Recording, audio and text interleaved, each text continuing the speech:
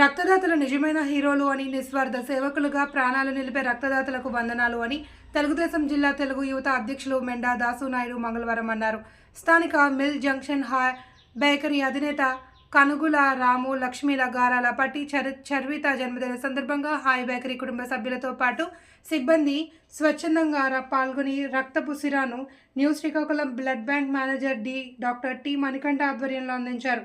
ముఖ్య అతిథిగా పాల్గొన్న మెండా దాసునాయుడు మాట్లాడుతూ హాయ్ బేకరీ కనుగుల రామ్ కుమార్తె చర్విత జన్మదినంలో భాగంగా స్వచ్ఛంద మనసుతో ఆలోచించి సమాజానికి మంచి చేయాలి అనే తపనతో రక్తదాన శిబిరం నిర్వహించడం హర్షణీయమన్నారు.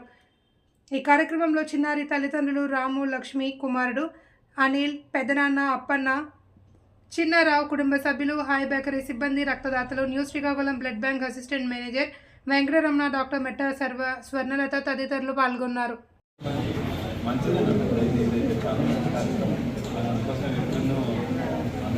సపోర్ట్ చేస్తాను.